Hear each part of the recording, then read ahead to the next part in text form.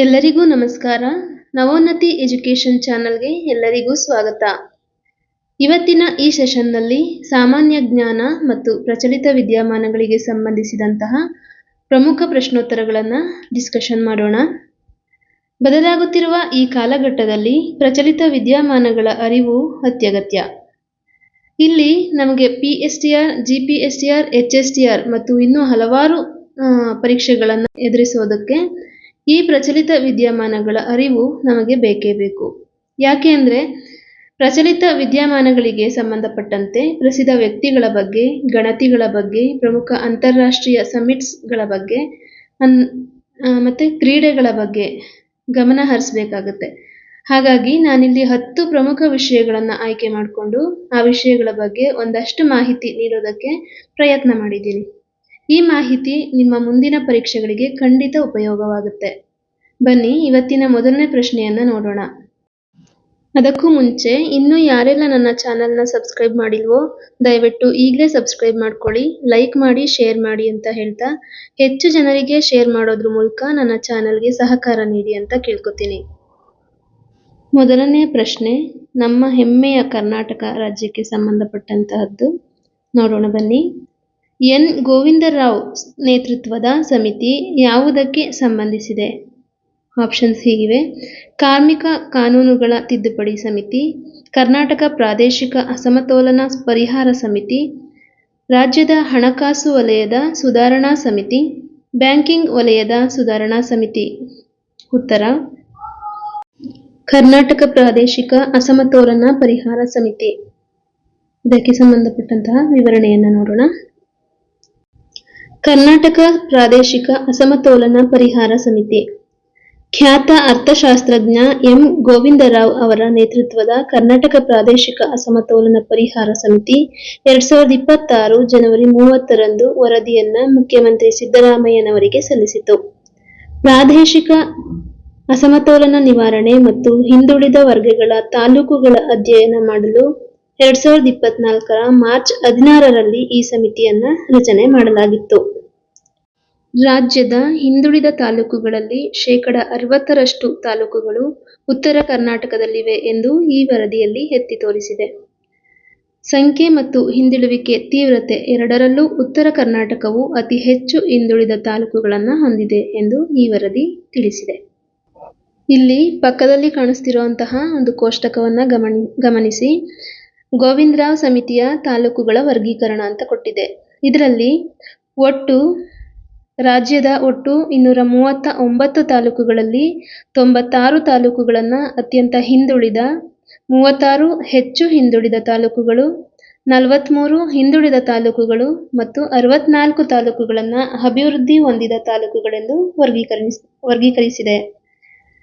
ಇದರಲ್ಲಿ ಅತಿ ಹಿಂದುಳಿದ ತಾಲೂಕುಗಳ ಕಲಬುರಗಿ ವಿಭಾಗದಲ್ಲಿ 42%ರಷ್ಟಿದ್ದು ಈ ವಿಭಾಗವು ಮೊದಲನೇ ಸ್ಥಾನದಲ್ಲಿದೆ. ನಂತರ ಬೆಳಗಾವಿ ವಿಭಾಗದಲ್ಲಿ 34%ರಷ್ಟಿದ್ದು ಎರಡನೇ ಸ್ಥಾನದಲ್ಲಿದೆ. ಅಂದರೆ ಕಲಬುರಗಿ ಅತಿ ಹೆಚ್ಚು ಹಿಂದುಳಿದ ತಾಲೂಕುಗಳನ್ನ ಹೊಂದಿದ್ರೆ ಬೆಳಗಾವಿ ವಿಭಾಗ 2ನೇ ಸ್ಥಾನದಲ್ಲಿದೆ ಅಂತ ತಿಳ್ಕೊಬೇಕಾಗುತ್ತೆ. ಈ ಒಂದು ಪ್ರಶ್ನೆಗೆ ಸಂಬಂಧಪಟ್ಟಂತೆ ನೀವು ಏನು ಅತಿ ಹೆಚ್ಚು ಗಮನದಲ್ಲಿ ಇಟ್ಕೋಬೇಕು ಅಂತ ಹೇಳಿದ್ರೆ, ಕರ್ನಾಟಕ ಪ್ರಾದೇಶಿಕ ಸಮತೋಲನ ಪರಿಹಾರ ಸಮಿತಿಯ ಅಧ್ಯಕ್ಷತೆಯನ್ನು ಯಾರು ವಹಿಸಿದ್ರು ಅಥವಾ ನೇತೃತ್ವವನ್ನು ಯಾರು ವಹಿಸಿದ್ರು ಅಂತ ಕೇಳ್ಬೋದು. ಎಂ ಗೋವಿಂದರಾವ್ ಅವರು. ಮತ್ತೆ ಇದು ಯಾವಾಗ ನೇಮಕ ಆಗಿತ್ತು ಅಂತ ಕೇಳ್ತಾರೆ, ಅದನ್ನು ಕೂಡ ನೀವು ಗಮನದಲ್ಲಿ ಇಟ್ಕೋಬೇಕಾಗುತ್ತೆ. ಯಾವಾಗ? 2024 ಮಾರ್ಚ್ 16ರಲ್ಲಿ. ಇದು ತನ್ನ ವರದಿಯನ್ನು ಸರ್ಕಾರಕ್ಕೆ ಯಾವಾಗ ಸಲ್ಲಿಸ್ತು ಅಂತ ಕೇಳಿದ್ರೆ 2026 ಜನವರಿ 31ರಂದು. ಇದಿಷ್ಟು. ಮತ್ತೆ ಒಟ್ಟು ತಾಲೂಕುಗಳಿಷ್ಟು, ಅತ್ಯಂತ ಹಿಂದುಳಿದ, ಹೆಚ್ಚು ಹಿಂದುಳಿದ ತಾಲೂಕುಗಳು, ಅಭಿವೃದ್ಧಿ ಹೊಂದಿದ ತಾಲೂಕುಗಳು, ಇವು ಎಷ್ಟೆಷ್ಟು ಅಂತ ಕೇಳ್ಬೋದು. ಸೊ ಇದೊಂದು ಚಿತ್ರದಲ್ಲಿ ನೀವು ಈ ಎಲ್ಲ ಅಂಶಗಳನ್ನ ನೋಡಿಕೊಂಡು ಗಮನದಲ್ಲಿ ಇಟ್ಕೋಬೇಕಾಗುತ್ತೆ. ಮುಂದಿನ ಪ್ರಶ್ನೆಗೆ ಹೋಗೋಣ. ಎರಡನೇ ಪ್ರಶ್ನೆ: ಇತ್ತೀಚೆಗೆ ನಿಧನರಾದ ಮಾಧವ ಗಾಡ್ಗೀಳ್ ರವರು ಈ ಕೆಳಗಿನ ಯಾವುದಕ್ಕೆ ಸಂಬಂಧಿಸಿದ್ದಾರೆ? ಆಪ್ಷನ್ಸ್ ಹೀಗಿದೆ: ಕರಾವಳಿ ತೀರದ ಸಂರಕ್ಷಣೆ, ಹಿಮಾಲಯದ ಹಿಮನದಿಗಳ ಅಧ್ಯಯನ, ಪಶ್ಚಿಮ ಘಟ್ಟಗಳ ಪರಿಸರ ಸಂರಕ್ಷಣೆ, ಗಂಗಾ ನದಿ ಶುದ್ಧೀಕರಣ. ಉತ್ತರ ಬಂದು ಪಶ್ಚಿಮ ಘಟ್ಟಗಳ ಪರಿಸರ ಸಂರಕ್ಷಣೆ.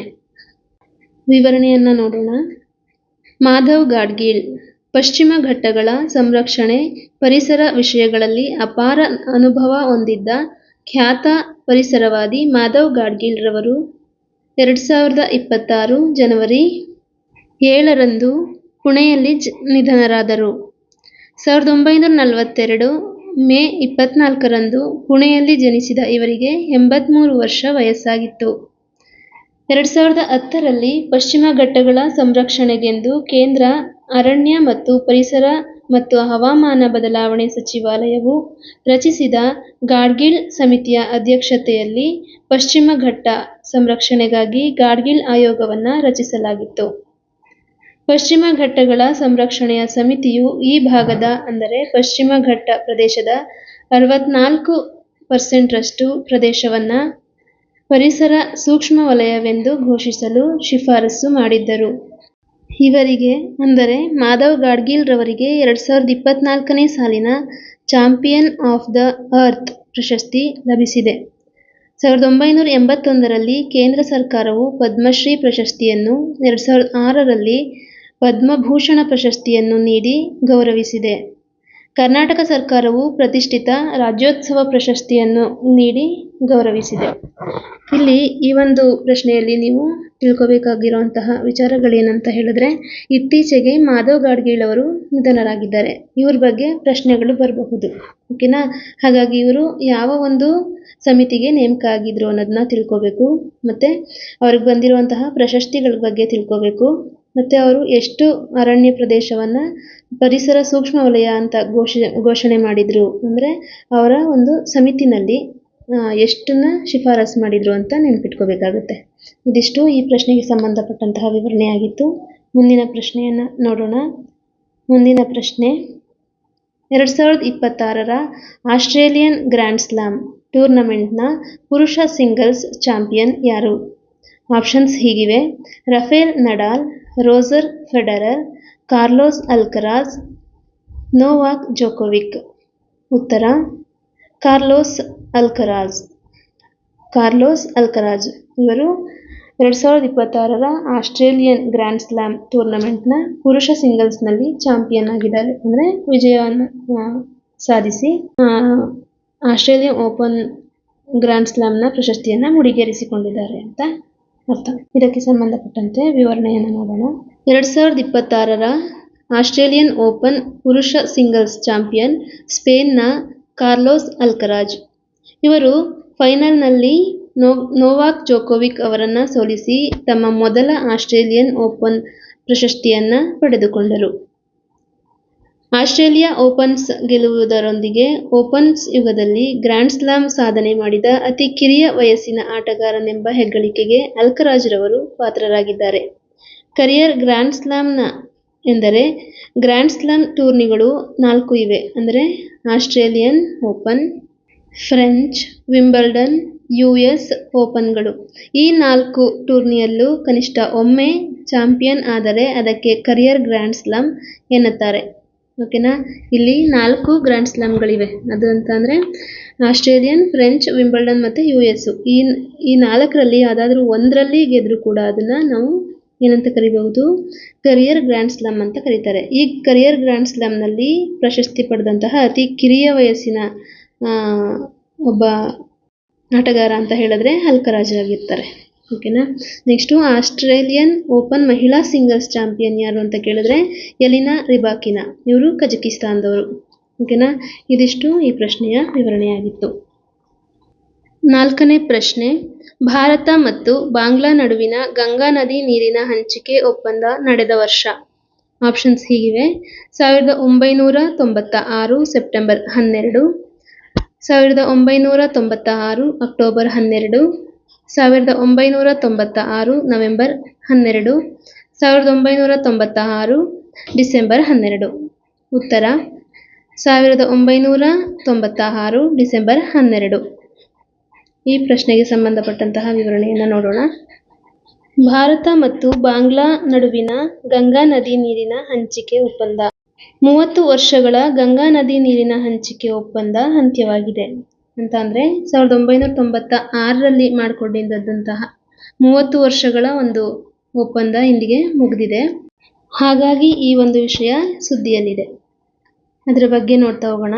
1996ರಲ್ಲಿ ಅಂದಿನ ಭಾರತದ ಪ್ರಧಾನಿ ಎಚ್ ಡಿ ದೇವೇಗೌಡ ಅವರು ಮತ್ತು ಬಾಂಗ್ಲಾದೇಶದ ಪ್ರಧಾನಿ ಶೇಖ್ ಹಸೀನಾ ನಡುವೆ ಗಂಗಾ ನದಿ ನೀರು ಹಂಚಿಕೆಗೆ ಸಂಬಂಧಿಸಿದಂತೆ 1996 ಡಿಸೆಂಬರ್ 12ರಂದು ನವದೆಹಲಿಯಲ್ಲಿ ಸಹಿ ಹಾಕಲಾಗಿತ್ತು. ಬಾಂಗ್ಲಾದೇಶದಲ್ಲಿ ಹಿಂದೂಗಳ ಹತ್ಯೆ ವಿಚಾರವಾಗಿ ಭಾರತ ಮತ್ತು ಬಾಂಗ್ಲಾದೇಶದ ನಡುವೆ ಸಂಬಂಧ ಹದಗೆಟ್ಟಿದ್ದರ ನಡುವೆಯೇ ಈ ಉಭಯ ದೇಶಗಳ ನಡುವೆ ಗಂಗಾ ನದಿ ನೀರು ಹಂಚಿಕೆ ಸಂಬಂಧ ಮರು ಮಾತುಕತೆಯು ಕುತೂಹಲ ಮೂಡಿಸಿದೆ. ಅಂತ ಹೇಳಿದ್ರೆ ಈಗ ಆ ಒಂದು ಒಪ್ಪಂದ 30 ವರ್ಷಗಳ ಅವಧಿ ಮುಗ್ದಿರೋದ್ರಿಂದ ಮುಕ್ತಾಯ ಆಗಿದೆ. ಹಾಗಾಗಿ ಮತ್ತೆ ಒಪ್ಪಂದ ಮಾಡ್ಕೋಬೇಕು. ಆದರೆ ಈಗ ಬಾಂಗ್ಲಾದೇಶ ಮತ್ತು ಭಾರತದ ನಡುವೆ ಸಂಬಂಧ ಅಷ್ಟು ಚೆನ್ನಾಗಿಲ್ಲ. ಯಾಕೆಂತ ಹೇಳಿದ್ರೆ ಅಲ್ಲಿ ಬಾಂಗ್ಲಾದೇಶದಲ್ಲಿ ಹಿಂದೂಗಳ ಹತ್ಯೆ ವಿಚಾರವಾಗಿ ಗಲಭೆ ಎದ್ದಿದೆ. ಹಾಗಾಗಿ ನಮ್ಮೆರಡೂ ದೇಶಗಳ ಸಂಬಂಧ ಸರಿ ಇಲ್ಲದೆ ಇರೋದ್ರಿಂದ ಈಗ ಮುಂದೆ ಏನಾಗುತ್ತೆ ಅನ್ನೋದೇ ಒಂದು ಕುತೂಹಲ ಆಗಿದೆ. ಓಕೆನಾ. ಒಪ್ಪಂದದ ಉದ್ದೇಶ ಏನಾಗಿತ್ತು ಅಂತ ಹೇಳಿದ್ರೆ ಕೋಲ್ಕತ್ತಾ ಬಂದರಿನ ನೌಕಾಯಾನವನ್ನು ಕಾಪಾಡಿಕೊಳ್ಳಲು ಭಾರತದ ಹೂಗ್ಲಿ ನದಿಗೆ ನೀರನ್ನು ತಿರುಗಿಸುವ ಫರಕ್ಕಾ ಬ್ಯಾರೇಜ್ನಲ್ಲಿ ಗಂಗಾ ನದಿ ನೀರಿನ ಹಂಚಿಕೆಯನ್ನು ನಿರ್ಮಿಸುವುದು. ಇದು ಆ ನದಿಯ ಒಪ್ಪಂದದ ಒಂದು ಉದ್ದೇಶ ಆಗಿತ್ತು. ಓಕೆನಾ. ಇದಿಷ್ಟು ಈ ಪ್ರಶ್ನೆಗೆ ಸಂಬಂಧಿಸಿದಂತಹ ವಿವರಣೆ. ಮುಂದಿನ ಪ್ರಶ್ನೆಗೆ ಹೋಗೋಣ. 5ನೇ ಪ್ರಶ್ನೆ. ಭಾರತದಲ್ಲಿ ಹುಲಿ ಗಣತಿಯನ್ನ ಟೈಗರ್ ಸೆನ್ಸಸ್ ಸಾಮಾನ್ಯವಾಗಿ ಎಷ್ಟು ವರ್ಷಗಳಿಗೊಮ್ಮೆ ನಡೆಸಲಾಗುತ್ತದೆ? ಆಪ್ಷನ್ಸ್ ಹೀಗಿದೆ. ಪ್ರತಿ ವರ್ಷ, 2 ವರ್ಷಗಳಿಗೊಮ್ಮೆ, 4 ವರ್ಷಗಳಿಗೊಮ್ಮೆ, 5 ವರ್ಷಗಳಿಗೊಮ್ಮೆ. ಉತ್ತರ 4 ವರ್ಷಗಳಿಗೊಮ್ಮೆ ನಡೆಸಲಾಗುತ್ತದೆ. ಅಂದರೆ ಭಾರತದಲ್ಲಿ ಹುಲಿ ಗಣತಿಯನ್ನು 4 ವರ್ಷಗಳಿಗೊಮ್ಮೆ ನಡೆಸ್ತಾ ಇದ್ದಾರೆ. ಹಾಗಾದರೆ ಈ ಹುಲಿ ಗಣತಿಯ ಬಗ್ಗೆ ಒಂದಷ್ಟು ಮಾಹಿತಿಯನ್ನು ತಿಳ್ಕೊಳ್ಳೋಣ. ಭಾರತದ ಹುಲಿ ಗಣತಿಯ ಬಗ್ಗೆ ಮಾಹಿತಿ. 2022ರ ಪ್ರಕಾರ ಭಾರತದಲ್ಲಿ ಹುಲಿಗಳ ಸಂಖ್ಯೆ 3682. 2018ರಲ್ಲಿ 2967 ಹುಲಿಗಳಿತ್ತು. ಓಕೆನಾ. 2022ರಲ್ಲಿ 3682 ಇದ್ರೆ ಅದಕ್ಕೂ ಹಿಂದೆ 2018ರಲ್ಲಿ 2967 ಹುಲಿಗಳಿದ್ದು. ಅಂದರೆ ಹೆಚ್ಚಾಗಿದೆ, ಹುಲಿಗಳ ಸಂಖ್ಯೆ ಹೆಚ್ಚಾಗಿದೆ. ಓಕೆನಾ. 4 ವರ್ಷಗಳಲ್ಲಿ 6.7% ಹುಲಿಗಳ ಸಂಖ್ಯೆ ಹೆಚ್ಚಾಗಿದೆ. ಇನ್ನು ಯಾವ ರಾಜ್ಯದಲ್ಲಿ ಅತಿ ಹೆಚ್ಚು ಹುಲಿಗಳು ಕಂಡುಬರುತ್ತೆ ಅಂತ ನೋಡೋಣ. 785 ಹುಲಿಗಳನ್ನು ಹೊಂದಿದ್ದು ಮಧ್ಯಪ್ರದೇಶ ಮೊದಲನೇ ಸ್ಥಾನದಲ್ಲಿದೆ. ಓಕೆನಾ. ಇನ್ನು 565 ಹುಲಿಗಳನ್ನು ಹೊಂದಿದ್ದು ಕರ್ನಾಟಕ 2ನೇ ಸ್ಥಾನದಲ್ಲಿದೆ. 560 ಹುಲಿಗಳನ್ನು ಹೊಂದಿದ್ದು ಉತ್ತರಾಖಂಡ್ 3ನೇ ಸ್ಥಾನದಲ್ಲಿದೆ. ಹೆಚ್ಚಿನ ಹುಲಿ ಸಾಂದ್ರತೆಯನ್ನು ಹೊಂದಿರುವ ರಾಷ್ಟ್ರೀಯ ಉದ್ಯಾನವನಗಳು ಅಂತ ನೋಡಿದಾಗ ಜಿಮ್ ಕಾರ್ಬೆಟ್ ಉತ್ತರಾಖಂಡ್ನಲ್ಲಿದೆ. ಇನ್ನು ಬಂಡೀಪುರ ಮತ್ತು ನಾಗರಹೊಳೆ ಇವು ಕರ್ನಾಟಕದಲ್ಲಿದೆ. ಓಕೆನಾ. ಇದಿಷ್ಟು ಅತಿ ಹೆಚ್ಚು ಹುಲಿ ಸಾಂದ್ರತೆಯನ್ನು ಹೊಂದಿರುವಂತಹ ರಾಷ್ಟ್ರೀಯ ಉದ್ಯಾನವನಗಳು ಯಾವುದು? ಜಿಮ್ ಕಾರ್ಬೆಟ್ ಮತ್ತು ಬಂಡೀಪುರ ನಾಗರಹೊಳೆ ಅಭಯಾರಣ್ಯಗಳು. ಇನ್ನು ಭಾರತದ ಹುಲಿ ಗಣತಿಯ ಬಗ್ಗೆ ಮಾಹಿತಿ ನೋಡೋದಾದರೆ ಭಾರತದಲ್ಲಿ ಹುಲಿ ಗಣತಿಯನ್ನು ಅಖಿಲ ಭಾರತ ಹುಲಿ ಅಂದಾಜು ಅಂತ ಕರೀತಾರೆ. All India tiger estimation AITE ಅಂತ ಕೂಡ ಇದನ್ನು ಕರಿತಾ ಹೋಗ್ತಾರೆ. ಗಣತಿ ನಡೆಸೋರು ಯಾರಪ್ಪ ಅಂತ ಹೇಳಿದ್ರೆ ರಾಷ್ಟ್ರೀಯ ಹುಲಿ ಸಂರಕ್ಷಣಾ ಪ್ರಾಧಿಕಾರ, national tiger conservation authority NTCA. ಇದು ತುಂಬ ಇಂಪಾರ್ಟೆಂಟು, ನೋಡ್ಕೊಳ್ಳಿ. NCTA ಅಂತ ಕೊಟ್ಟು ಇದನ್ನ ಅಬ್ರಿವೇಷನ್ ಏನು ಅಂತ ಕೇಳಬಹುದು, ಅಥವಾ AITE ನ ಕೇಳ್ಬೋದು, ಅಬ್ರಿವೇಷನ್ನ ಕೇಳ್ಬೋದು. ಮತ್ತು ಹುಲಿ ಗಣತಿಯನ್ನು ಎಷ್ಟು ವರ್ಷಗಳಿಗೊಮ್ಮೆ ನಡೆಸುತ್ತೆ ಅಂತ ಕೇಳ್ಬೋದು. ಹಾಗಾಗಿ ಈ ಒಂದು ಸ್ಲೈಡ್ನಲ್ಲಿರುವಂತಹ ಇನ್ಫಾರ್ಮೇಷನ್ ತುಂಬ ಮುಖ್ಯ ಆಗುತ್ತೆ, ನೋಡ್ಕೊತಾ ಹೋಗಿ. ಪ್ರತಿ 4 ವರ್ಷಗಳಿಗೊಮ್ಮೆ ಹುಲಿ ಗಣತಿಯನ್ನು ನಡೆಸಲಾಗುತ್ತದೆ. 2006ರಲ್ಲಿ ಭಾರತದ ಮೊದಲ ಹುಲಿ ಗಣತಿಯನ್ನು ನಡೆಸಲಾಯಿತು. ವಿಶ್ವದಲ್ಲಿಯೇ ಭಾರತ 60% ಹುಲಿಗಳನ್ನು ಹೊಂದಿದೆ. ಅಂದರೆ ವಿಶ್ವದಲ್ಲೇ ಅತಿ ಹೆಚ್ಚು ಹುಲಿಗಳನ್ನು ಹೊಂದಿರೋ ದೇಶ ಯಾವುದು ಅಂತ ಕೇಳಿದ್ರೆ ಅದು ಭಾರತ ಆಗಿರುತ್ತೆ. ಇನ್ನು ವಿಶ್ವ ಹುಲಿ ದಿನಾಚರಣೆ ಅಥವಾ ಅಂತಾರಾಷ್ಟ್ರೀಯ ಹುಲಿ ದಿನ ಅಂತ ಯಾವಾಗ ಆಚರಣೆ ಮಾಡ್ತಾರೆ ಅಂತ ಹೇಳಿದ್ರೆ ಪ್ರತಿ ವರ್ಷ ಜುಲೈ 29ನ್ನು ನಾವು ಅಂತಾರಾಷ್ಟ್ರೀಯ ಹುಲಿ ದಿನ ಅಂತ ಹೇಳಿ ಆಚರಣೆ ಮಾಡ್ತೀವಿ. ಹುಲಿಗಳ ಸಂರಕ್ಷಣೆ, ಅವುಗಳ ನೈಸರ್ಗಿಕ ಆವಾಸ ಸ್ಥಾನಗಳ ರಕ್ಷಣೆ ಮತ್ತು ಕಳ್ಳಬೇಟೆಯನ್ನು ತಡೆಯುವ ಕುರಿತು ಜಾಗೃತಿ ಮೂಡಿಸಲು ಈ ದಿನವನ್ನು ಮೀಸಲಿಡಲಾಗಿದೆ. 2010ರಲ್ಲಿ ಸೇಂಟ್ ಪೀಟರ್ಸ್ಬರ್ಗ್ನಲ್ಲಿ ನಡೆದ ಹುಲಿ ಶೃಂಗಸಭೆಯಲ್ಲಿ ಈ ದಿನವನ್ನು ಘೋಷಿಸಲಾಯಿತು. ಇದಿಷ್ಟು ಹುಲಿಗಳ ಬಗ್ಗೆ, ಹುಲಿ ಗಣತಿಯ ಬಗ್ಗೆ ಮತ್ತು ಹುಲಿ ದಿನಾಚರಣೆಗಳ ಬಗ್ಗೆ ಮಾಹಿತಿ ನೀಡಲಾಗಿದೆ. ಮುಂದಿನ ಪ್ರಶ್ನೆಯನ್ನು ನೋಡೋಣ. 6ನೇ ಪ್ರಶ್ನೆ. ಇತ್ತೀಚೆಗೆ ಭಾರತದ ಎಷ್ಟು ತಾಣಗಳು ರಾಮ್ಸರ್ ಪಟ್ಟಿಗೆ ಸೇರ್ಪಡೆಗೊಂಡಿವೆ? ಆಯ್ಕೆಗಳು ಹೀಗಿವೆ: 1, 2, 3 ಮತ್ತು 4. ಉತ್ತರ 2. ನಮ್ಮ ಭಾರತದ 2 ತಾಣಗಳು ರಾಮ್ಸರ್ ಪಟ್ಟಿಗೆ ಸೇರ್ಪಡೆಗೊಂಡಿವೆ. ಅವು ಯಾವ ರಾಜ್ಯದಲ್ಲಿ ಇವೆ ಅಂತ ಹೇಳಿ ನೋಡ್ತಾ ಹೋಗೋಣ. 2026 ಜನವರಿ 31ರಂದು ಗುಜರಾತ್ನ ಕಚ್ನ ಚರಿ ದಂಡ್ ಮತ್ತು ಉತ್ತರ ಪ್ರದೇಶದ ಎಟಾದ ಪಾಟ್ನಾ ಪಕ್ಷಿಧಾಮಕ್ಕೆ ರಾಮ್ಸರ್ ಮಾನ್ಯತೆಯನ್ನು ನೀಡಲಾಗಿದೆ. ಈ ಮೂಲಕ ಭಾರತದಲ್ಲಿ ರಾಮ್ಸರ್ ಮಾನ್ಯತೆ ಪಡೆದ ಜೌಗು ಪ್ರದೇಶಗಳ ಸಂಖ್ಯೆ 96ರಿಂದ 98ಕ್ಕೆ ಏರಿಕೆಯಾಗಿದೆ. 2004ರಲ್ಲಿ ಭಾರತದಲ್ಲಿ 26 ತಾಣಗಳು ಇದ್ದವು. ಪ್ರಸ್ತುತವಾಗಿ 98 ತಾಣಗಳಿಗೆ ಏರಿಕೆಯಾಗಿದ್ದು, ಇದು ಪರಿಸರವನ್ನು ರಕ್ಷಿಸುವ ಮತ್ತು ಅದರ ಜೌಗು ಪ್ರದೇಶವನ್ನು ಸಂರಕ್ಷಿಸುವ ಭಾರತದ ಬಲವಾದ ಬದ್ಧತೆಯನ್ನು ಪ್ರತಿಬಿಂಬಿಸುತ್ತದೆ. ಗುಜರಾತ್ನ ಕಚ್ ಚರಿ ದಂಡ್. ಇದ್ರ ಬಗ್ಗೆ ವಿವರಣೆ. ಗುಜರಾತ್ನ ಕಚ್ನಲ್ಲಿದೆ. ಇದು ಪ್ರಸಿದ್ಧ ಬನ್ನಿ ಹುಲ್ಲುಗಾವಲುಗಳು ಮತ್ತು ಕಚ್ನ ಉಪ್ಪು ನೀರಿನ ಸಮತಟ್ಟಾದ ಪ್ರದೇಶಗಳ ನಡುವೆ ಇರುವ ಋತುಮಾನದ ಲವಣಯುಕ್ತ ಜೌಗು ಪ್ರದೇಶವಾಗಿದೆ.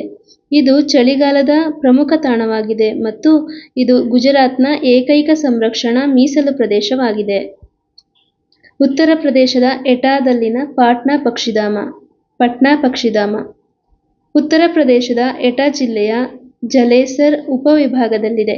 ಇದು 1 ಚದರ ಕಿಲೋಮೀಟರ್ಗಿಂತ ಹೆಚ್ಚು ವಿಸ್ತೀರ್ಣವನ್ನು ಹೊಂದಿದ್ದು, ಉತ್ತರ ಪ್ರದೇಶದ ಅತ್ಯಂತ ಚಿಕ್ಕ ವನ್ಯಜೀವಿ ಅಭಯಾರಣ್ಯಗಳಲ್ಲಿ ಒಂದಾಗಿದೆ. ಈ ಅಭಯಾರಣ್ಯವು ಸಿಹಿ ನೀರಿನ ಜೌಗು ಪ್ರದೇಶಗಳು, ಹುಲ್ಲುಗಾವಲು, ಕೃಷಿ ಸಾದೃಶ್ಯಗಳನ್ನು ಒಳಗೊಂಡಿದೆ. ವೈವಿಧ್ಯಮಯ ಆವಾಸ ಸ್ಥಾನವನ್ನು ಕೂಡ ಹೊಂದಿದೆ. ಇದಿಷ್ಟು ರಾಮ್ಸರ್ ಪಟ್ಟಿಗೆ ಸೇರಿರುವಂತಹ 2 ತಾಣಗಳ ಬಗ್ಗೆ ಒಂದಷ್ಟು ಮಾಹಿತಿಯಾಗಿದೆ. ಮುಂದಿನ ಪ್ರಶ್ನೆ 7ನೇ ಪ್ರಶ್ನೆ. 16ನೇ ಹಣಕಾಸು ಆಯೋಗವು ಕೇಂದ್ರದ ತೆರಿಗೆ ಸಂಗ್ರಹದಿಂದ ರಾಜ್ಯಗಳಿಗೆ ಎಷ್ಟು ಶೇಕಡಾವಾರು ಪಾಲನ್ನು ನೀಡಲು ಶಿಫಾರಸು ಮಾಡಿದೆ? ಆಪ್ಷನ್ಸ್ ಹೀಗಿದೆ: 42%, 29.5%, 30.5%, 41%. ಉತ್ತರ 41%. ಅಂದರೆ 16ನೇ ಹಣಕಾಸು ಆಯೋಗವು ಕೇಂದ್ರದ ತೆರಿಗೆ ಸಂಗ್ರಹದಿಂದ ರಾಜ್ಯಗಳಿಗೆ 41% ಪಾಲನ್ನು ನೀಡಲು ಶಿಫಾರಸನ್ನು ನೀಡಿದೆ ಅಂತ ಅರ್ಥ. ವಿವರಣೆ ನೋಡೋಣ. ಸಂವಿಧಾನದ 280ನೇ ವಿಧಿ ಅನ್ವಯ ಕೇಂದ್ರದಿಂದ ರಾಜ್ಯಕ್ಕೆ ತೆರಿಗೆಯ ಹಂಚಿಕೆ ಮಾಡಲು ಕೇಂದ್ರ ಹಣಕಾಸು ಆಯೋಗವನ್ನು ರಚಿಸುತ್ತಾರೆ. 2023ರ ಡಿಸೆಂಬರ್ 31ರಂದು ಭಾರತದ ರಾಷ್ಟ್ರಪತಿಗಳು 16ನೇ ಹಣಕಾಸು ಆಯೋಗವನ್ನು ನೀತಿ ಆಯೋಗದ ಮೊದಲ ಉಪಾಧ್ಯಕ್ಷರಾಗಿದ್ದಂತಹ ಅರವಿಂದ್ ಪನಗರಿಯಾ ಅವರ ನೇತೃತ್ವದಲ್ಲಿ ರಚಿಸಿದರು. ಈ ಆಯೋಗವು ರಾಜ್ಯಗಳಿಗೆ ಭೇಟಿ ನೀಡಿ ಮನವಿಗಳನ್ನು ಸ್ವೀಕರಿಸಿ 2025ರ ನವೆಂಬರ್ 17ರಂದು ತನ್ನ ವರದಿಯನ್ನು ಸಲ್ಲಿಸಿದೆ. ಭಾರತ ಸಂವಿಧಾನದ 281ನೇ ವಿಧಿಯನ್ವಯ ಭಾರತದ ರಾಷ್ಟ್ರಪತಿಗಳು ಹಣಕಾಸು ಆಯೋಗದ ವರದಿಯನ್ನು ಸಂಸತ್ತಿನ ಉಭಯ ಸದನಗಳ ಮುಂದೆ ಮಂಡನೆ ಮಾಡುತ್ತಾರೆ. 16ನೇ ಹಣಕಾಸು ಆಯೋಗದ ವರದಿಯನ್ನು 2026-27ರ ಬಜೆಟ್ಗೆ ಮುನ್ನವೇ ಸಂಸತ್ತಿನಲ್ಲಿ ಮಂಡಿಸಲಾಗಿದೆ. ಅಂದರೆ ಈ ಒಂದು ಸ್ಲೈಡ್ನಲ್ಲಿ ನೀವು ಹಣಕಾಸು ಆಯೋಗವನ್ನು ಯಾವ ಒಂದು ವಿಧಿ ಅನ್ವಯ ನೇಮಕ ಮಾಡ್ತಾರೆ ಮತ್ತು ಕೇಂದ್ರದಿಂದ ರಾಜ್ಯಕ್ಕೆ ಎಷ್ಟು ಹಣ ಹಂಚಿಕೆ ಮಾಡಲಾಗುತ್ತೆ ಮತ್ತು ಭಾರತದ ರಾಷ್ಟ್ರಪತಿಗಳು ಯಾವ ಒಂದು ಸದನದಲ್ಲಿ ಇದನ್ನು ಮಂಡನೆಯನ್ನು ಮಾಡ್ತಾರೆ ಮತ್ತು ಯಾವಾಗ ಮಂಡನೆಯನ್ನು ಮಾಡ್ತಾರೆ, ಇದಿಷ್ಟು ಈ ಒಂದು ಸ್ಲೈಡ್ನಲ್ಲಿ ನೀವು ತಿಳ್ಕೋಬೇಕಾಗಿರುವಂತಹ ವಿಚಾರಗಳಾಗಿರುತ್ತೆ. ಇನ್ನು 16ನೇ ಹಣಕಾಸು ಆಯೋಗವು ಕೇಂದ್ರದ ತೆರಿಗೆ ಸಂಗ್ರಹದಿಂದ ರಾಜ್ಯಗಳಿಗೆ 41% ಪಾಲನ್ನು ನೀಡಲು ಶಿಫಾರಸು ಮಾಡಿದೆ. 16ನೇ ಹಣಕಾಸು ಆಯೋಗದ ಪ್ರಮುಖ ಶಿಫಾರಸುಗಳು 2026 ಏಪ್ರಿಲ್ 1ರಿಂದ 2031 ಮಾರ್ಚ್ 31ರವರೆಗೆ ಅನ್ವಯವಾಗುತ್ತದೆ. ಅಂದರೆ 5 ವರ್ಷಗಳ ಅವಧಿಯವರೆಗೆ ಮಾತ್ರ ಈ ಒಂದು ಹಣಕಾಸು ಆಯೋಗದ ಶಿಫಾರಸು ಏನು ಮಾಡುತ್ತೆ, ಅನ್ವಯ ಆಗುತ್ತೆ ಅಂತ ಹೇಳಿ. ಇಲ್ಲಿ ನೋಡಿ, ಇಲ್ಲಿ ನಾನು 15ನೇ ಹಣಕಾಸು ಆಯೋಗದ ಶಿಫಾರಸು ಮತ್ತು 16ನೇ ಹಣಕಾಸು ಆಯೋಗದ ಶಿಫಾರಸಿನ ಒಂದು ಚಾರ್ಟನ್ನು ಕೊಟ್ಟಿದ್ದೀನಿ. ಇಲ್ಲಿ ಏನು ಬದಲಾವಣೆಯಾಗಿದೆ, ಎಷ್ಟೆಷ್ಟು ಬದಲಾವಣೆಯಾಗಿದೆ ಅನ್ನೋದನ್ನು ಗಮನದಲ್ಲಿಟ್ಕೋಬೇಕಾಗುತ್ತೆ. 16ನೇ ಹಣಕಾಸು ಆಯೋಗದಲ್ಲಿ ಹೊಸ ಮಾನದಂಡವನ್ನು ಅಳವಡಿಸಿಕೊಳ್ಳಲಾಗಿದೆ. ಇಲ್ಲಿವರೆಗೂ ಜನಸಂಖ್ಯೆ ಮತ್ತು ಹಿಂದುಳಿದಿರುವಿಕೆಗೆ ಹೆಚ್ಚಿನ ಆದ್ಯತೆ ನೀಡಲಾಗುತ್ತಿತ್ತು. ಆದರೆ ಈ ಬಾರಿ ಜಿಡಿಪಿಗೆ ನೀಡಿದ ಕೊಡುಗೆ ಎಂಬ ಹೊಸ ಮಾನದಂಡವನ್ನು 10% ಪ್ರಮಾಣದಲ್ಲಿ ಸೇರಿಸಲಾಗಿದೆ. ಇದು ದೇಶದ ಆರ್ಥಿಕತೆಗೆ ಹೆಚ್ಚು ಕೊಡುಗೆ ನೀಡಿರುವ ಕರ್ನಾಟಕ, ಕೇರಳ ಮತ್ತು ತಮಿಳುನಾಡಿನಂತಹ ರಾಜ್ಯಗಳಿಗೆ ವರದಾನವಾಗಿ ಪರಿಣಮಿಸಿದೆ. ಅಂದರೆ ಇಲ್ಲಿ ನೋಡ್ತಾ ಇದ್ದೀರಾ ನೀವು, 15ನೇ ಹಣಕಾಸು ಆಯೋಗದ ಶಿಫಾರಸಿನಲ್ಲಿ ಜಿಡಿಪಿಯ ಕೊಡುಗೆ ಅಂತ ಇರಲಿಲ್ಲ. ಆದರೆ 16ನೇ ಹಣಕಾಸು ಆಯೋಗದಲ್ಲಿ ಜಿಡಿಪಿಯ ಕೊಡುಗೆ ಅಂತ ಹೇಳಿ 10%ನ ಆ್ಯಡ್ ಮಾಡಲಾಗಿದೆ. ಇದರಿಂದ ನಮ್ಮ ರಾಜ್ಯಕ್ಕೆ ಮತ್ತು ಕೇರಳ ಮತ್ತು ತಮಿಳುನಾಡಿನಂತಹ ರಾಜ್ಯಗಳಿಗೆ ವರದಾನ ಆಗಿದೆ ಅಂತ ತಿಳ್ಕೋಬೇಕಾಗುತ್ತೆ. ನೆಕ್ಸ್ಟು 15ನೇ ಹಣಕಾಸು ಆಯೋಗದಲ್ಲಿ ರಾಜ್ಯಗಳಿಗೆ ಹಣಕಾಸು ಹಂಚಿಕೆಗೆ ಮಾನದಂಡ: ರಾಜ್ಯಗಳ ಜನಸಂಖ್ಯೆ, ಭೂಪ್ರದೇಶ, ಅರಣ್ಯ ಪ್ರದೇಶ, ಆದಾಯದ ಅಂತರ, ಜನಸಂಖ್ಯೆ, ನಿಯಂತ್ರಣ, ತೆರಿಗೆ ಪ್ರಯತ್ನ ಇದಿಷ್ಟು ಮಾತ್ರ ಅನುಸರಿಸಿತ್ತು. ಆದರೆ 16ನೇ ಹಣಕಾಸು ಆಯೋಗದ ಶಿಫಾರಸಿನಲ್ಲಿ ಮಾನದಂಡ ಏನಾಗಿದೆ ಅಂತಂದರೆ ಜನಸಂಖ್ಯೆ, ಜನಸಂಖ್ಯಾ ನಿಯಂತ್ರಣದ ನಿರ್ವಹಣೆ, ವಿಸ್ತೀರ್ಣ, ವರಮಾನದ ಅಂತರ, ಅರಣ್ಯ ಪ್ರದೇಶ ಮತ್ತು ಹೊಸದಾಗಿ ಆ್ಯಡ್ ಆಗಿರುವಂತಹ ಜಿಡಿಪಿಯ ಕೊಡುಗೆ.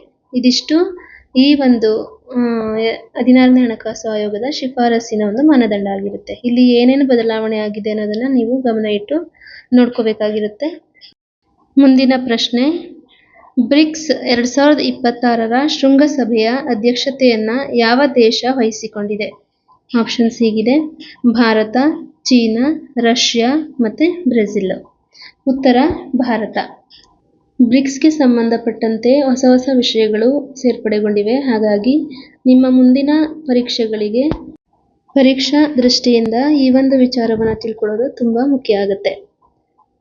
ನೋಡೋಣ.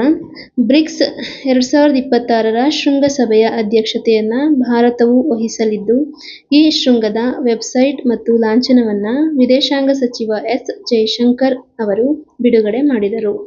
2026ರ ಬ್ರಿಕ್ಸ್ ಶೃಂಗಸಭೆಯ ಧ್ಯೇಯವಾಕ್ಯ ಸ್ಥಿತಿಸ್ಥಾಪಕತ್ವ, ನಾವೀನ್ಯತೆ, ಸಹಕಾರ ಮತ್ತು ಸುಸ್ಥಿರತೆಗಾಗಿ ನಿರ್ಮಾಣ. ಇದು 2026ರ ಬ್ರಿಕ್ಸ್ ಶೃಂಗಸಭೆಯ ಧ್ಯೇಯವಾಕ್ಯ ಆಗಿರುತ್ತೆ. ತುಂಬ ಮುಖ್ಯ ಆಗಿರುತ್ತೆ, ಇಂಪಾರ್ಟೆಂಟ್, ನೋಟ್ ಮಾಡ್ಕೊಳ್ಳಿ. ಬ್ರಿಕ್ ಪರಿಕಲ್ಪನೆ ನೀಡಿದವರು ಜಿಮ್ ಒ ನೀಲ್, ಬ್ರಿಟಿಷ್ ಅರ್ಥಶಾಸ್ತ್ರಜ್ಞ. ಬ್ರಿಕ್ನ ಮೊದಲ ಸಭೆಯು 4 ರಾಷ್ಟ್ರಗಳಾದ ಬ್ರೆಜಿಲ್, ರಷ್ಯಾ, ಭಾರತ ಮತ್ತು ಚೀನಾ ಒಳಗೊಂಡಂತೆ ರಷ್ಯಾದ ಯುಕಾಟೆರಿನ್ಬರ್ಗ್ನಲ್ಲಿ 2009ರಲ್ಲಿ ಆಯೋಜನೆಗೊಂಡಿತು.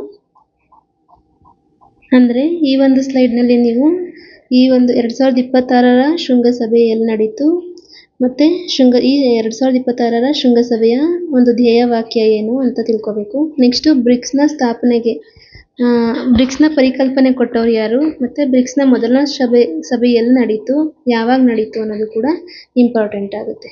ಓಕೆನಾ. ಮುಂದೆ ಬ್ರಿಕ್ಸ್ನ ಬಗ್ಗೆ ಇನ್ನಷ್ಟು ಮಾಹಿತಿಯನ್ನು ಇಲ್ಲಿ ಹಾಕೊಂಡಿದ್ದೀನಿ, ನೋಡೋಣ. ಒಕ್ಕೂಟದ ಮೂಲದಲ್ಲಿ 5 ರಾಷ್ಟ್ರಗಳು ಅಂದರೆ ರಷ್ಯಾ, ಭಾರತ, ಚೀನಾ ಮತ್ತು ದಕ್ಷಿಣ ಆಫ್ರಿಕಾ, ಇದರೊಂದಿಗೆ Ethiopia, Iran, United Arab Emirates ಅಂದರೆ UAE, ಇಂಡೋನೇಷ್ಯಾವು 2025ರ ಜನವರಿಯಲ್ಲಿ ಅಧಿಕೃತವಾಗಿ ಬ್ರಿಕ್ಸ್ನ ಒಕ್ಕೂಟಕ್ಕೆ 10ನೇ ಸದಸ್ಯ ರಾಷ್ಟ್ರವಾಗಿ ಸೇರ್ಪಡೆಗೊಂಡಿತು. ಈ ನೂತನ ರಾಷ್ಟ್ರಗಳನ್ನು ಸೇರಿಸಿ ಬ್ರಿಕ್ಸ್ನ ಒಕ್ಕೂಟವು ಬ್ರಿಕ್ಸ್ ಪ್ಲಸ್ ಅನೌಪಚಾರಿಕವಾಗಿ ಕರೆಯಲಾಗುತ್ತದೆ. ಅಂದರೆ ಮುಂಚೆ ಪ್ರಾರಂಭದಲ್ಲಿ ಬ್ರಿಕ್ ಅಂತ ಅಷ್ಟೇ 4 ದೇಶಗಳಿತ್ತು. ಯಾವ್ಯಾವುದು?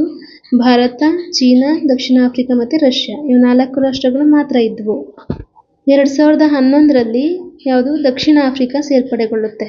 ಅದಾದಮೇಲೆ ಇತ್ತೀಚೆಗೆ ಮತ್ತೆ 5 ರಾಷ್ಟ್ರಗಳು ಸೇರಿಕೊಂಡ್ವು. 5 ರಾಷ್ಟ್ರಗಳು ಸೇರಿಕೊಂಡು ಇವಾಗ ಒಟ್ಟು ಬ್ರಿಕ್ಸ್ನಲ್ಲಿ 10 ರಾಷ್ಟ್ರಗಳ ಒಂದು ಸಂಖ್ಯೆ ಇರುತ್ತೆ. 10 ರಾಷ್ಟ್ರಗಳು ಇರುತ್ತೆ. ಓಕೆನಾ. ನೆಕ್ಸ್ಟು ಬ್ರಿಕ್ಸ್ನ 17ನೇ ಸಭೆ 2025ರಲ್ಲಿ ಬ್ರೆಜಿಲ್ನ ರಿಯೋ ಡಿ ಜನೈರೋದಲ್ಲಿ ನಡೆದಿತ್ತು. ಈಗ 2026ರ ಒಂದು ಶೃಂಗಸಭೆ ನಮ್ಮ ಭಾರತದಲ್ಲಿ ನಡೀತಾ ಇದೆ. ಇದಿಷ್ಟು ಬ್ರಿಕ್ಸ್ಗೆ ಸಂಬಂಧಪಟ್ಟಂತಹ ಮಾಹಿತಿಯಾಗಿತ್ತು. ಮುಂದಿನ ಪ್ರಶ್ನೆ ನೋಡೋಣ. 9ನೇ ಪ್ರಶ್ನೆ, 2026ರ ವಿಶ್ವ ಸಂತೋಷ ಸೂಚ್ಯಂಕದಲ್ಲಿ ಭಾರತದ ಸ್ಥಾನ ಎಷ್ಟು? ವರ್ಲ್ಡ್ ಹ್ಯಾಪಿನೆಸ್ ಇಂಡೆಕ್ಸ್ನಲ್ಲಿ ಭಾರತದ ಸ್ಥಾನ ಏನು ಅಂತ ಈ ಪ್ರಶ್ನೆಯಲ್ಲಿ ಕೇಳಲಾಗಿದೆ. ಆಯ್ಕೆಗಳು ಹೀಗಿದೆ: 118ನೇ ಸ್ಥಾನ, 120ನೇ ಸ್ಥಾನ, 125ನೇ ಸ್ಥಾನ, 130ನೇ ಸ್ಥಾನ. ಉತ್ತರ 120ನೇ ಸ್ಥಾನ. ನೋಡೋಣ ಇದರ ವಿವರಣೆಯನ್ನು. ವಿಶ್ವ ಸಂತೋಷ ಸೂಚ್ಯಂಕ ವರ್ಲ್ಡ್ ಹ್ಯಾಪಿನೆಸ್ ರಿಪೋರ್ಟ್ 2026ರಲ್ಲಿ ಭಾರತವು 147 ದೇಶಗಳ ಪಟ್ಟಿಯಲ್ಲಿ 118ನೇ ಸ್ಥಾನದಲ್ಲಿದೆ. ಕಳೆದ ವರ್ಷ ಅಂದರೆ 2025ರಲ್ಲಿ, ಅಲ್ಲಿ 2024 ಆಗಿದೆ, 2025 ಆಗಬೇಕು, 126ನೇ ಸ್ಥಾನದಲ್ಲಿದ್ದ ಭಾರತ ಈ ಬಾರಿ 8 ಸ್ಥಾನಗಳ ಏರಿಕೆ ಕಂಡಿದೆ. ನೆರೆಯ ರಾಷ್ಟ್ರಗಳಾದ ಪಾಕಿಸ್ತಾನ ಮತ್ತು ನೇಪಾಳಕ್ಕಿಂತ ಕೆಳಗಿನ ಸ್ಥಾನದಲ್ಲಿದೆ. ಫಿನ್ಲ್ಯಾಂಡ್ ಸತತವಾಗಿ 9ನೇ ಬಾರಿಗೆ ಮೊದಲ ಸ್ಥಾನದಲ್ಲಿದೆ. ಅಂದರೆ ಫಿನ್ಲ್ಯಾಂಡ್ 9 ವರ್ಷಗಳಿಂದ ಅಗ್ರಸ್ಥಾನದಲ್ಲಿದೆ, ಅಂದರೆ ಮೊದಲನೇ ಸ್ಥಾನದಲ್ಲಿದೆ. ಇಡೀ ವಿಶ್ವದಲ್ಲೇ ಅತಿ ಹೆಚ್ಚು ಸಂತೋಷವಾಗಿರುವಂತಹ ರಾಷ್ಟ್ರ ಯಾವುದು ಅಂತ ಕೇಳಿದ್ರೆ ಅದು ಫಿನ್ಲ್ಯಾಂಡ್. ನೆಕ್ಸ್ಟು ಡೆನ್ಮಾರ್ಕು, ಅದರ ನೆಕ್ಸ್ಟು ಐಸ್ಲ್ಯಾಂಡ್ ಬರುತ್ತೆ. ಅತ್ಯಂತ ಕಡಿಮೆ ಸಂತೋಷವನ್ನು ಹೊಂದಿರುವಂತಹ ದೇಶ ಯಾವುದು ಅಂತ ಹೇಳಿದ್ರೆ ಆಫ್ಘಾನಿಸ್ತಾನ. ಇದು 147ನೇ ಸ್ಥಾನದಲ್ಲಿದೆ. ಯಾವುದರ ಆಧಾರದ ಮೇಲೆ ಇದನ್ನು ಪತ್ತೆ ಹಚ್ತಾರೆ ಅಂತ ಹೇಳಿದ್ರೆ ತಲಾವಾರು GDP, ಸಾಮಾಜಿಕ ಬೆಂಬಲ, ಜೀವಿತಾವಧಿ, ಸ್ವಾತಂತ್ರ್ಯ ಮತ್ತು ಭ್ರಷ್ಟಾಚಾರದ ಗ್ರಹಿಕೆಗಳ ಆಧಾರದ ಮೇಲೆ ಈ ಶ್ರೇಯಾಂಕವನ್ನು ನೀಡಲಾಗುತ್ತಿದೆ. ಮೇನ್ ಇಲ್ಲಿ ನಮ್ಮ ದೇಶ ಯಾವ ಒಂದು ಸ್ಥಾನದಲ್ಲಿದೆ ಅನ್ನೋದು ಪ್ರಶ್ನೆ ಆಗುತ್ತೆ. ಹಾಗಾಗಿ 2026ರ ವಿಶ್ವ ಸಂತೋಷ ಸೂಚ್ಯಂಕದ ಪಟ್ಟಿಯಲ್ಲಿ ನಮ್ಮ ಭಾರತ 118ನೇ ಸ್ಥಾನದಲ್ಲಿದೆ. ಇದು ಮುಖ್ಯ ಆಗುತ್ತೆ. ಮುಂದಿನ ಪ್ರಶ್ನೆಗೆ ಹೋಗೋಣ. 10ನೇ ಪ್ರಶ್ನೆ, SBIನ ವರದಿಯ ಪ್ರಕಾರ ಭಾರತದ ಆರ್ಥಿಕತೆಯು 2030ರ ವೇಳೆಗೆ ವಿಶ್ವದಲ್ಲೇ ಎಷ್ಟನೇ ಸ್ಥಾನಕ್ಕೆ ಏರುವ ಸಾಧ್ಯತೆ ಇದೆ? ಆಯ್ಕೆಗಳು ಹೀಗಿದೆ: 1ನೇ ಸ್ಥಾನ, 2ನೇ ಸ್ಥಾನ, 3ನೇ ಸ್ಥಾನ ಮತ್ತು 4ನೇ ಸ್ಥಾನ. ಉತ್ತರ 3ನೇ ಸ್ಥಾನ. ಓಕೆನಾ. ಇದಕ್ಕೆ ವಿವರಣೆ ನೋಡೋಣ. ವಿಶ್ವದಲ್ಲಿ ಅತ್ಯಂತ ವೇಗವಾಗಿ ಬೆಳೆಯುತ್ತಿರುವ ಆರ್ಥಿಕತೆಯಾದ ಭಾರತವು ಮುಂದಿನ 4 ವರ್ಷಗಳಲ್ಲಿ ಮೇಲ್ಮಧ್ಯಮ ಆದಾಯದ ರಾಷ್ಟ್ರವಾಗಿ ರೂಪುಗೊಳ್ಳಲಿದೆ. 2 ವರ್ಷಗಳಲ್ಲಿ ಭಾರತ $5 ಟ್ರಿಲಿಯನ್ ಆರ್ಥಿಕತೆಯಾಗಿ ಬದಲಾಗಿದೆ ಎಂದು SBI ವರದಿ ಮಾಡಿದೆ. 2028ರ ಸುಮಾರಿಗೆ ಭಾರತವು ಜರ್ಮನಿಯನ್ನ ಹಿಂದಿಕ್ಕಿ ವಿಶ್ವದ 3ನೇ ಅತಿದೊಡ್ಡ ಆರ್ಥಿಕ ವ್ಯವಸ್ಥೆಯಾಗಿ ಬೆಳೆಯಲಿದೆ. ಮೊದಲ ಸ್ಥಾನದಲ್ಲಿ ಅಮೆರಿಕ, 2ನೇ ಸ್ಥಾನದಲ್ಲಿ ಚೀನಾ ಇರಲಿವೆ. 1990ರಲ್ಲಿ 14ನೇ ಸ್ಥಾನದಲ್ಲಿದ್ದ ಭಾರತ ಅರ್ಥವ್ಯವಸ್ಥೆಯ ಗಾತ್ರವು 2025ಕ್ಕೆ 3ನೇ ಸ್ಥಾನಕ್ಕೆ ಏರಿದೆ. ಜನರ ತಲಾದಾಯಗಳನ್ನು ಪರಿಗಣಿಸಿ ಅಮೆರಿಕದ ಡಾಲರ್ ಲೆಕ್ಕದಲ್ಲಿ ಅಂದಾಜಿಸಿ ದೇಶಗಳನ್ನು ಕಡಿಮೆ ಮಧ್ಯಮ ಮತ್ತು ಮೇಲ್ಮಧ್ಯಮ ವರ್ಗ ಮತ್ತು ಹೆಚ್ಚಿನ ಆದಾಯ ದೇಶಗಳೆಂದು ವಿಶ್ವ ಬ್ಯಾಂಕ್ ಪರಿಗಣಿಸುತ್ತದೆ. ಈ ಲೆಕ್ಕಾಚಾರದಲ್ಲಿ 2030ರ ವೇಳೆಗೆ ಭಾರತೀಯ ತಲಾದಾಯವು $4,000 ದಾಟಲಿದೆ. ಈ ಮೂಲಕ ಭಾರತವು ಮೇಲ್ಮಧ್ಯಮ ವರ್ಗದ ರಾಷ್ಟ್ರಗಳ ಗುಂಪಿಗೆ ಸೇರಲಿದೆ. ಇಲ್ಲಿ 2 ಕೋಷ್ಟಕಗಳನ್ನು ಕೊಟ್ಟಿದ್ದೀನಿ. SBI ವರದಿ ಪ್ರಕಾರ ಭಾರತದ ತಲಾದಾಯದ ಹಾದಿ ಅಂದರೆ ಹೇಗೆ ಎಷ್ಟು ಹೆಚ್ಚಾಗ್ತಾ ಬಂತು, ಈಗ 2030ರ ವೇಳೆಗೆ ಎಷ್ಟು ಒಬ್ಬ ವ್ಯಕ್ತಿಯ ತಲಾದಾಯ ಎಷ್ಟಾಗುತ್ತೆ ಅಂತ ಕೊಟ್ಟಿದ್ದಾರೆ. ಇನ್ನೊಂದು ಕೋಷ್ಟಕದಲ್ಲಿ ಭಾರತದ GDP ಹೇಗೆ ಹೆಚ್ಚಾಗ್ತಾ ಬಂತು ಅಂತ ಕೊಟ್ಟಿದ್ದಾರೆ. ಇನ್ನು 2028ರ ವೇಳೆಗೆ $5 ಲಕ್ಷ ಕೋಟಿ ತಲುಪುತ್ತೆ ಅಂತ ಕೂಡ ತಿಳ್ಕೋಬಹುದಾಗಿದೆ. ಇದಿಷ್ಟು ಈ ಪ್ರಶ್ನೆಯ ವಿವರಣೆಯಾಗಿತ್ತು. ಇಲ್ಲಿಗೆ ಇವತ್ತಿನ ಈ ಒಂದು ವಿಡಿಯೋದಲ್ಲಿ ನಾವು ಇವಿಷ್ಟು ಅಂಶಗಳನ್ನು ತಿಳ್ಕೊಂಡಿದ್ದೀವಿ. ಇಲ್ಲಿ ನಾನು ತಿಳಿಸಿರೋ ಅಷ್ಟು ಮಾಹಿತಿಗಳು ಪರೀಕ್ಷಾ ದೃಷ್ಟಿಯಿಂದ ತುಂಬಾ ಮುಖ್ಯ ಆಗುತ್ತೆ. ಸೊ ಅದನ್ನು ಆದಷ್ಟು ಕಡಿಮೆ ಸಮಯದಲ್ಲಿ ತಿಳಿಸ್ಕೊಡೋದಕ್ಕೆ ಪ್ರಯತ್ನ ಮಾಡಿದ್ದೀನಿ. ಇದು ನಿಮಗೆ ಅರ್ಥ ಆಗಿದೆ ಅಂತ ಅಂದ್ಕೊಂಡಿದ್ದೀನಿ. ಇವತ್ತಿನ ಈ ಸೆಷನ್ ನಿಮಗೆ ಇಷ್ಟ ಆಗಿದ್ರೆ ಈ ಸೆಷನ್ ಬಗ್ಗೆ ನಿಮ್ಮ ಅಭಿಪ್ರಾಯ ಅನಿಸಿಕೆಗಳನ್ನು ಕಮೆಂಟ್ ಮಾಡಿ ತಿಳಿಸಿ. ನಿಮ್ಮ ಒಂದೊಂದು ಕಮೆಂಟ್ ನನಗೆ ಸ್ಫೂರ್ತಿಯನ್ನು ತುಂಬುತ್ತೆ. ಇನ್ನೂ ಹೆಚ್ಚಿನ ವಿಡಿಯೋಗಳನ್ನ ಮಾಡೋದಕ್ಕೆ ಪ್ರೋತ್ಸಾಹವನ್ನು ನೀಡುತ್ತೆ. ಹಾಗಾಗಿ ಇನ್ನಷ್ಟು ವಿಚಾರಗಳನ್ನ ತಗೊಂಬರ್ಲಿಕ್ಕೆ ನಿಮ್ಮ ಕಮೆಂಟ್ಸ್ಗಳು ನನಗೆ ಸ್ಫೂರ್ತಿಯನ್ನು ತುಂಬುತ್ತೆ ಅಂತ ಹೇಳ್ತಾ, ಇಷ್ಟು ಹೊತ್ತು ನಿಮ್ಮ ಅಮೂಲ್ಯ ಸಮಯವನ್ನು ಕೊಟ್ಟು ನನ್ನ ವಿಡಿಯೋವನ್ನು ನೋಡೋದಕ್ಕೆ ನಿಮಗೆ ತುಂಬು ಹೃದಯದ ಧನ್ಯವಾದಗಳನ್ನ ಹೇಳ್ತೀನಿ. ಈ ವಿಡಿಯೋವನ್ನು ಇಲ್ಲಿಗೆ ಎಂಡ್ ಮಾಡ್ತಾ ಇದ್ದೀನಿ. ಧನ್ಯವಾದಗಳು.